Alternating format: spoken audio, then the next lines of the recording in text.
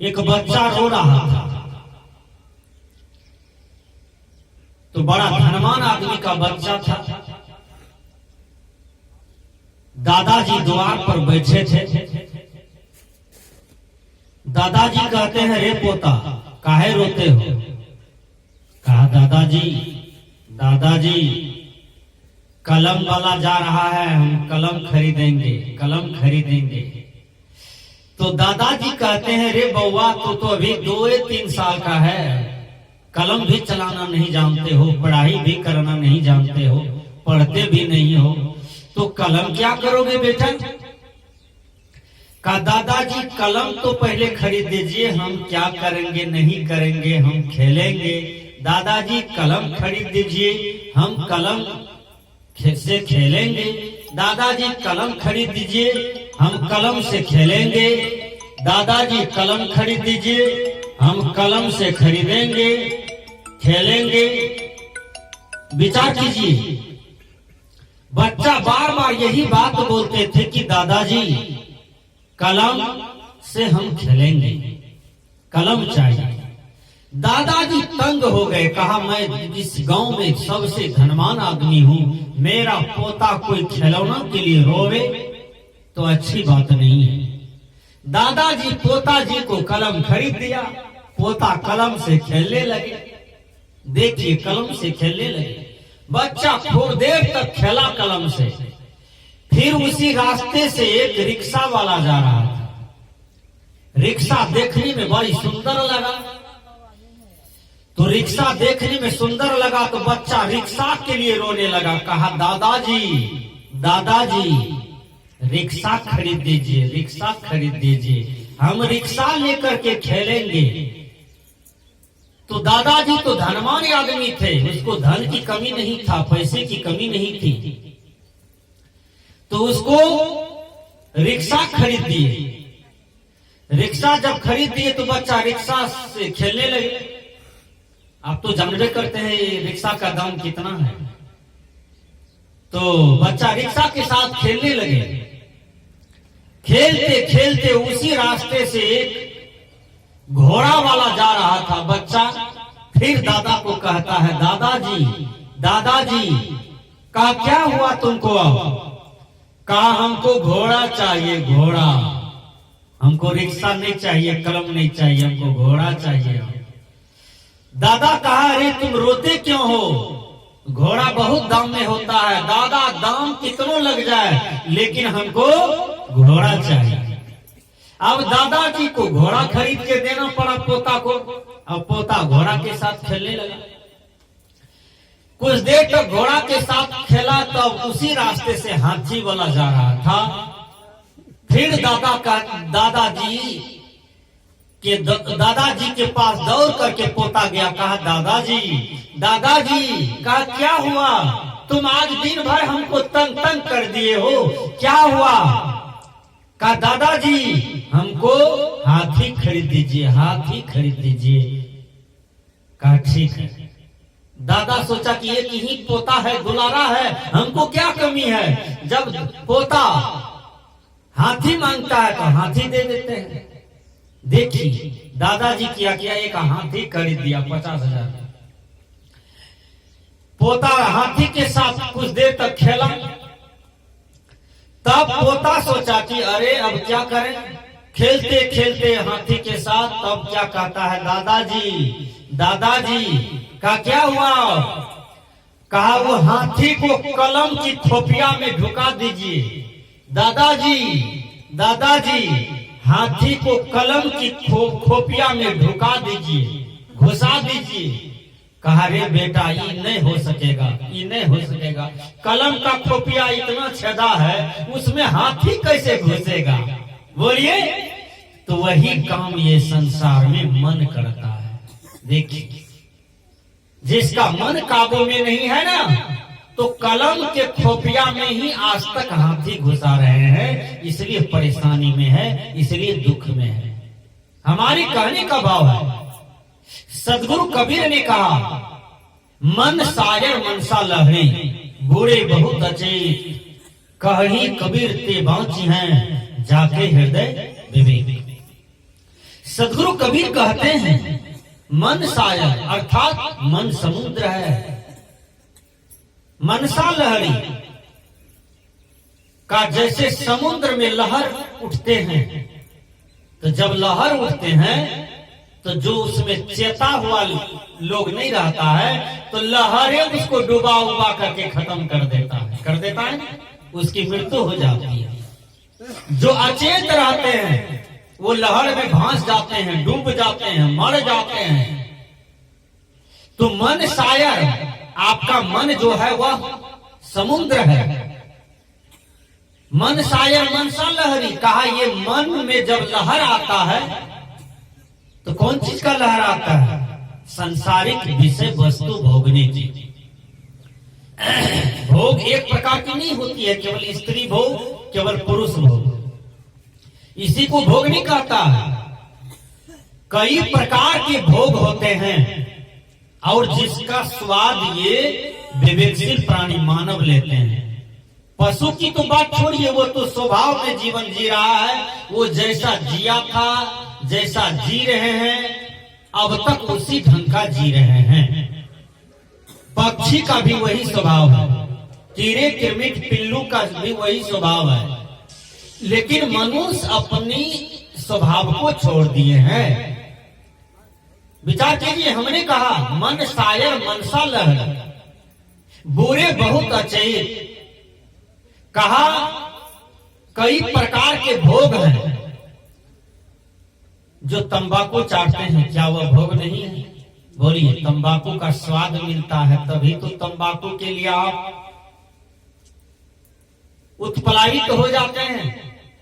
पैसे नहीं है तो किसी से 10 रुपया कर्जा लेते हैं, तब दुकानदार से खरीद भी लेते हैं। आखिर तंबाकू में ऐसा कौन सा स्वाद है जिसके लिए आपका ठोर में चुलबुली पैदा होता है? देखिए, जो तंबाकू चाटते हैं उसको कुछ देर तक तंबाकू नहीं मिलता है तो फिर उसके ठोर पर चुलबुली पैदा होता है, एक संस्कार पैदा होता है कि कितना जल्दी हम तंबाकू लेटा करके अपने ठोर में रखें। यह भी एक विषय है, यह भी एक भोग है, उनका स्वाद आपको मिलता है।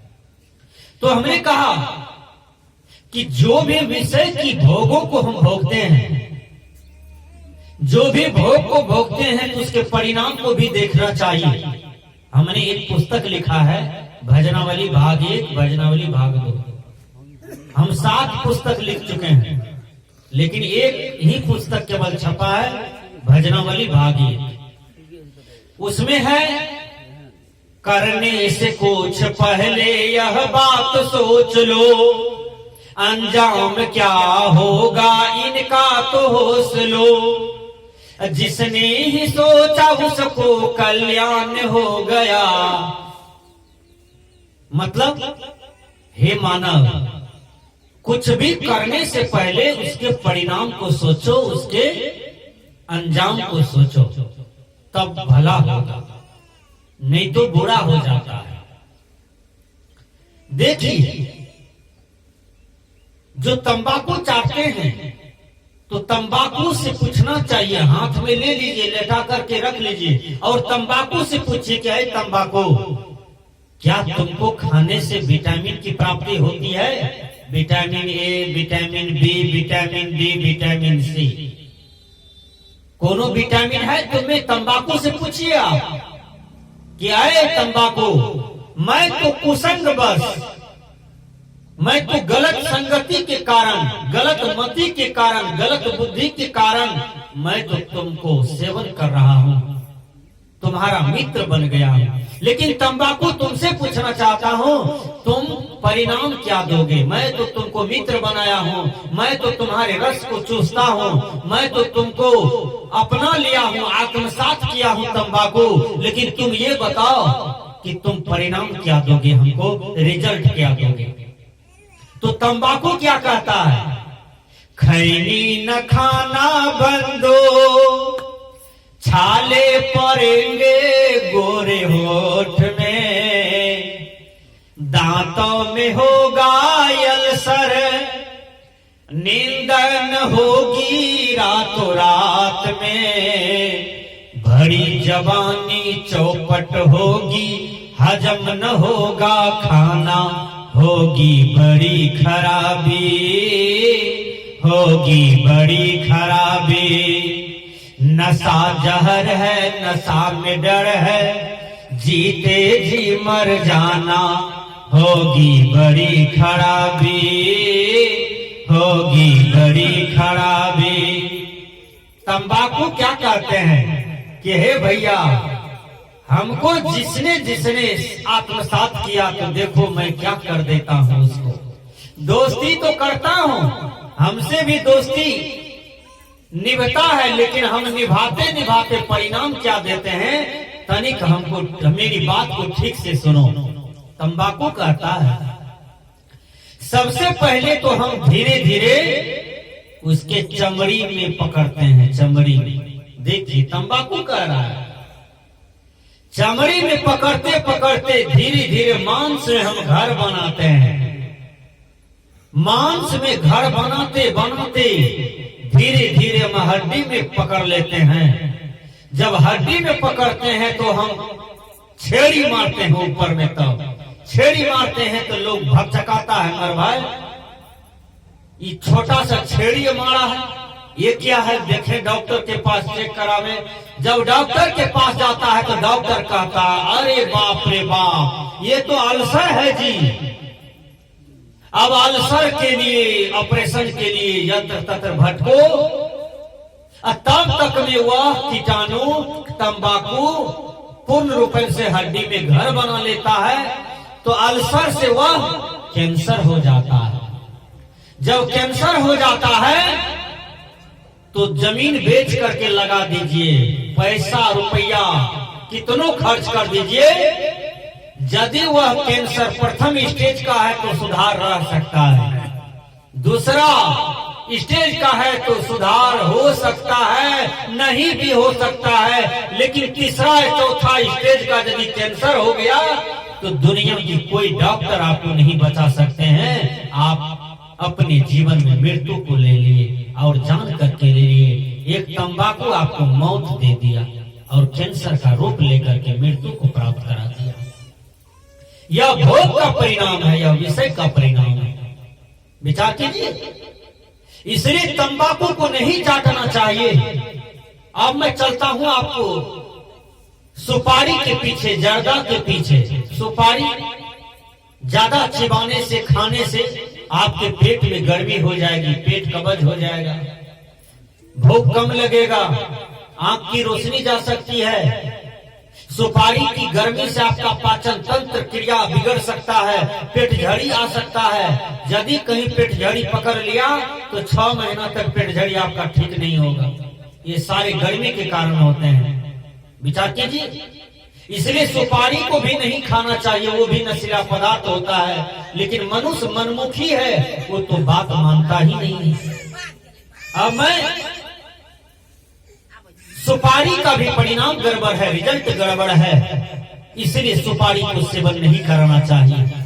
अब चलिए जर्दा के पीछे। मनुष्य पान में लगा करके जर्दा खाते हैं, देखे होंगे आप लोग, जर्दा सेवन कर रहा है। जर्दा में भी निकोटिन होता है।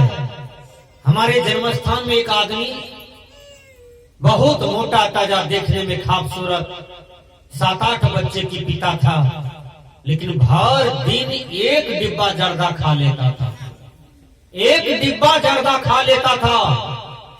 और वह आदमी को कंठ में कीटाणु हो गया, जर्दा वाला कीटाणु फड़ गया और कंठ कट गया, जिंदे जी।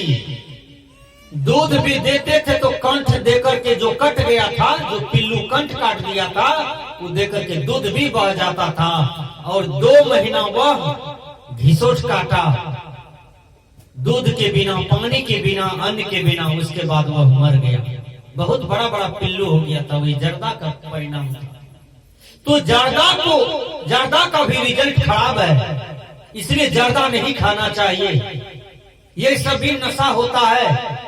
पान भी नहीं खाना चाहिए, ये भी नशा होता है। मनुष्य एक आदत का शिकार है, एक गंदा संस्कार का शिकार है, लेकिन ये संस्कार का त्याग करना चाहिए। विचार करें। हमने कहा मन शायर मनसा लहरी, बूढ़े बहुत अचेत, कहीं कबीर ते बमची हैं, जाके हृदय विवेक। मन शायर मनसा लहरी, मन रूपी समुद्र में जब लहर आएगा, तो हमने पहले ही कहा है कि अनेक प्रकार के भोग होते हैं। तो नशा का भोग, नशा का रिजल्ट गड़बड़ है ना।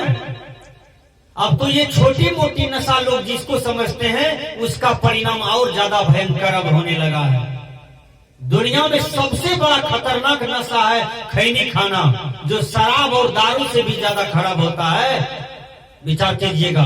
इसलिए खैनी तंबाकू जितना जल्दी हो त्याग कर दे। जो भी सेवन करते हैं, इसी सत्संग में एक संकल्प लीजिए कि हम सत्संग में आए हैं, पंडाल में बैठे हैं, रणबीर बाबा की प्रवचन को सुन रहे हैं। आज मैं संकल्प लेता हूं कि यदि मैं खैनी खा रहा हूं तो खैनी का त्याग करूंगा, तंबाकू का त्याग करूंगा, पान का त्याग करूंगा। अब चलिए हम देखते हैं कि हमारे भारत में लोग नशा का शिकार होते जा रहे हैं। पंडित श्री राम शर्मा आचार्य ने कहा था कि जो बना नशा का शिकार उसका उजरा घर परिवार। आज प्रायः व्यक्ति को मैं देखता हूं कि स्वास्थ्य के लिए मर रहा है, स्वास्थ्य के लिए चिंतित में है। शरीर गोरा है, शरीर मोटा ताजा है, लंबा है, लेकिन उसी शरीर में कई प्रकार की बीमारी से वो जूझ रहे हैं, लेकिन कभी सुखी मालूम नहीं पड़ता है। सब दिन उस शरीर में दुख तो भोगता है। दुनिया में सबसे बड़ा स्वर्ग क्या है जानते हैं? प्रथम स्वर्ग निर्मल काया, जिसको शास्त्रकार ने कहा है शरीर माध्यम खरुम धर्म साधनम। प्रथम स्वर्ग निर्मल काया। यदि काया आपका स्वस्थ है, शरीर स्वस्थ है, तो समझिए आप स्वर्ग में बैठे हैं। कितनों संपत्ति है, गाड़ी है, नौकर है, जमीन है, टका है, परिवार है, कुटुंब है, आप सब चीज से पूरे हैं। यदि स्वास्थ्य आपका बढ़िया नहीं है तो समझ जाइए कि आप जिंदे जी नरक झेल रहे हैं, नरक भोग रहे हैं। इसलिए संत महापुरुष कहते हैं कि प्रथम स्वर्ग निर्मल काया। आप यदि स्वर्ग में रहना चाहते हैं, स्वर्ग का आनंद लेना चाहते हैं, स्वर्ग को भोगना चाहते हैं, तो आप अपनी काया को स्वस्थ रखें। मैं देखता हूं, अरे विदेशी लोगों ने मांस खाया, नशा खाया, मांस में अनेकों जीव जंतु को मार करके खाया, लेकिन हमारे भारतीय को भी तो कम से कम समझ होनी चाहिए कि क्या खाना चाहिए, क्या नहीं खाना चाहिए, क्या पीना चाहिए, क्या नहीं पीना चाहिए। पीना तो केवल आदमी को दो चीज चाहिए, बता देते हैं वो क्या है। आप पानी ज्यादा पिए, पानी ज्यादा पिए। यदि पानी कम पिएंगे तो आप कई रोगों का शिकार हो सकते हैं। पानी ज्यादा पिए, अन्न कम खाएं, अन्न थोड़ा कम खाएं, लेकिन पानी ज्यादा पिए। बहुत आदमी क्या करते हैं, अन्न कंठ तक खा लेते हैं, अब पानी कम पीते हैं, पानियों का जगह नहीं रखते हैं। एक आदमी भोज खाने गया, पूरी बुनिया रसगुल्ला, अब कंठ तक खा लिया, अब सांस भी उसको लेने का जगह नहीं रखा। घर आया, डॉक्टर को बुलाया, डॉक्टर साहब सांस भी लेने में नहीं बन रहा है। कहा कितना खाया? कहा कंठ तक खा लिए। खाने में बड़ा आनंद आया। देखिए, अन्न प्राण को ठेले, प्राण चौहट्टा खेले। विचार कीजिए, अन्न प्राण को ठेले, प्राण चौहट्टा खेले। बेचारा प्राण तो उकसा रहा है, सांस भी तो कम से कम आने जाने का जगह रखना चाहिए। आप भोजन के भी स्वादी हो जाते हैं, तो मनुष्य को पीना चाहिए। तो कौन चीज पीना चाहिए? तो पीना चाहिए, पानी पीना चाहिए। सबसे ज्यादा पानी पीते रहिए, आपके शरीर में कभी पानी की कमी नहीं होगी। कहीं पेट झड़ी भी हो गया, पेट भी गड़बड़ हो गया, पेट खराब भी हो गया, पेट झड़ता भी है, तो आप इतने पानी पीते हैं कि पानी चढ़ाने की भी नौबत नहीं आएगी, तब तक में 1-2 बार टेबलेट खाएंगे तो आपका पेट ठीक हो जाएगा। ये देन किसका है? तो पानी का है। जो ज्यादा पानी पीते हैं वो पेट झड़ी को पचा भी सकते हैं, उसमें ताकत होता है। इसलिए पीना चाहिए। कौन चीज पीना चाहिए? तो दूध पीना चाहिए। दुग्धम युक्त क्षीर भोजनम, दूध युक्त जो भोजन किया जाता है वह भोजन अति सुंदर होता है, बहुत बढ़िया होता है। इसलिए सज्जनों, भगवान कृष्ण गौ पालते थे। भगवान कृष्ण, आज बहुत आदमी को मैं देखता हूं बकरी पालते हैं, लेकिन कबीर साहब समुच्चे बीजक पढ़िए, कबीर मंसूर पढ़िए, हमारे पुराने कबीरपंथी लोग भी, जिसके यहाँ बकरी देख लेगा, मुर्गी देख लेगा, कबूतर देख लेगा, खसी पटा देख लेगा, तो उसके यहाँ भोजन भी नहीं करते हैं। विचार कीजिए, इतने साधुता में लीन होते हैं वो लोग, पुराने महात्मा सब। उसके यहाँ भोजन तक भी नहीं करते हैं, उसके यहाँ पानी तक भी नहीं पीते हैं।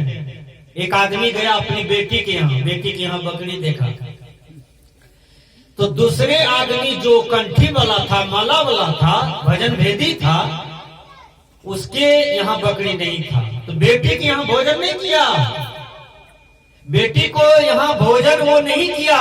वो चले गए बगल में खाना खाने के लिए, भोजन करने के लिए। कहा नहीं बेटी, तुम्हारे यहाँ भोजन नहीं करेंगे। कहा क्यों बाबूजी? कहा तुम बकरी पालते हो, कबूतर पालती हो, मुर्गी पालती हो, तुम ये सब पाप करते हो। बेटी, जिसके यहाँ ये सब पाप होता है उसके यहाँ हम लोग भोजन नहीं करते हैं। विचार कीजिए। तो हमारे कहने का भाव है, पीना चाहिए तो कौन चीज पीना चाहिए? दूध पीना चाहिए। गौ को पालिए, अजुल फजुल चीज को मत पालिए। भगवान कृष्ण सुगर पालते थे, भगवान कृष्ण बकरी को पाले, उस समय भी बकरी होगा। भगवान कृष्ण और कोई चीज को पाले नहीं, केवल गौ को पाले। गौ चराते थे, गौ के लिए घास काटते थे, गौ को अपने से जोड़ते थे, अपने से खोलते थे, और गौ से प्यार भी करते थे, गौ से प्रेम भी करते थे। सोचिए कितना सुंदर जीवन था भगवान कृष्ण का। और भगवान कृष्ण गौ को दूध करके खाते थे। हैं? अब गौ की दूध को खा करके, मक्खन मिश्री खा करके भगवान कृष्ण बुलंद रहते थे, और साधना में मस्त रहते थे, सत्य में मस्त रहते थे, सत्संग भी करते थे भगवान कृष्ण, उपदेश भी करते थे भगवान कृष्ण, और सत्संग सुनाते भी थे। गोपियन को सत्संग भी सुनाते थे भगवान कृष्ण। विचार कीजिए, आज भगवान कृष्ण के वंशज को मैं देखता हूँ मुर्गी काट के खाता है।